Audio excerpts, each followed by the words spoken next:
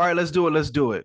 Alabama, roll tide. I don't think there's going to be that much rolling of the tide this year. In fact, I don't think Alabama belongs in the college football playoff discussion, but I'm going to give respect to Alabama, give respect to Nick Saban, and I'm going to go ahead and break it down. So, the reason for optimism I think Alabama fans should have is hey, they have Nick Saban. This guy who's won 6 national championships at Alabama, 7 overall, a guy universally thought of as the greatest college football coach of all time, a guy who assistants have gone on to have a lot of success in college football, a guy who's redeemed a lot of coaches in his time. So if you have Nick Saban, you have a chance. Another reason for optimism: Kevin Steele's back after a stint at Miami. He comes back, a guy with almost 40 years of college football coaching experience, a guy who's been at Alabama, I believe, on his 4th tour of duty now. He is a rock solid defensive coordinator. So getting him in the mix is great. Now, a cause of concern would be the fact that a guy like Pete Golden, their coordinator last year, took a lateral and went to Ole Miss. But let's go ahead and get to the concerns. My concerns are just this simply: Nick Saban is not going to throw a pass, rush the ball, catch the ball, or make a sack this whole season. The guys that actually do that, let's go ahead and start off with the quarterback position. You have Tyler Buckner, a guy who started 2 games for Notre Dame last year before he got hurt. In those 2 games, he scored 10 points in a loss versus Ohio State. Versus Marshall, he barely threw for 200 yards, no touchdowns, 2 interceptions, and lost. Then you have Jalen Monroe, a guy who threw for under 150 yards in his one start last year versus Texas A&M in a game that they definitely could have lost at home last year as well. And then you have Tommy Rees.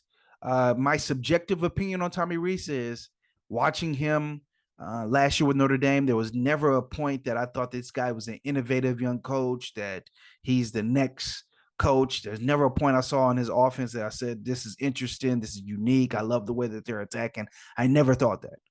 Now, the objective thing with Tommy Rees is he's not the same caliber of offensive coordinator as they've had in the past at Alabama. They had Bill O'Brien, former head coach at Penn State, former head coach of the Texans in the NFL. They had Lane Kiffin, former head coach at USC in Tennessee. They had Steve Sarkisian, former head coach at USC. These are all guys who have been universally known as offensive minds. I don't think Tommy Rees fits in that mold. Now, let's look at the schedule. If you look at the actual schedule, I think it's a tough one. They start early with Texas, a Texas team that they beat last year, but who the quarterback Ewers got hurt. And if he didn't get hurt, a lot of people, including me, believe that they would have won that game. Texas comes in with one of the best rosters in the league.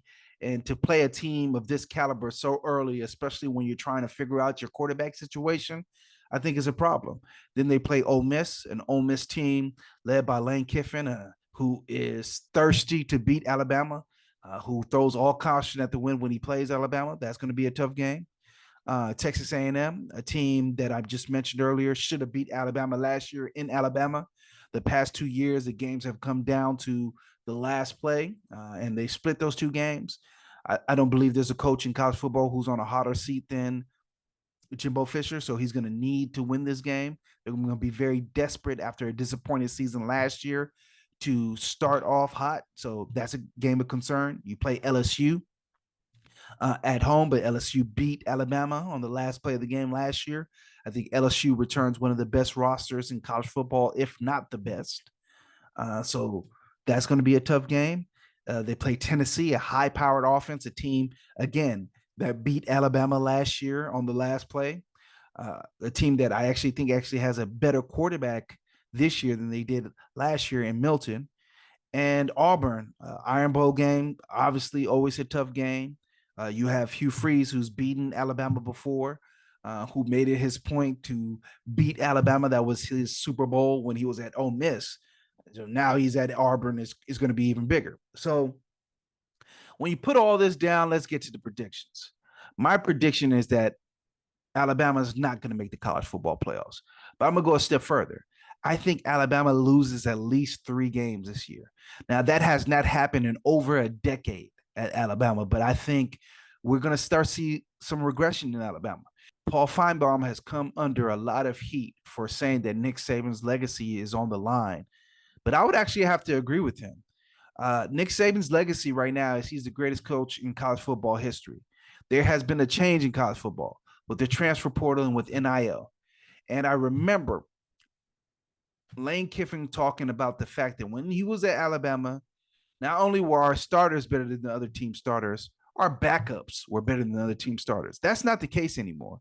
If you look at what NIL's done, more than anything, is let there be parity in college football because there's deals everywhere. Kids are not just going to sign for the letter and the logo on the helmet. If you look at the SEC, they have Texas, Oklahoma, Louisiana, Georgia, Tennessee. These are all states that are more affluent than the state of Alabama. You have places like Texas and Oklahoma that literally have oil money. You have Georgia, which is probably the business capital of the South. Alabama's not going to be able to compete in the NIL market like these states are. And I think that's why you've seen Nick Saban rail against NIL. But the cat's out the bag now. There's no way putting the genie back in the bottle. This is the state of play that we live in.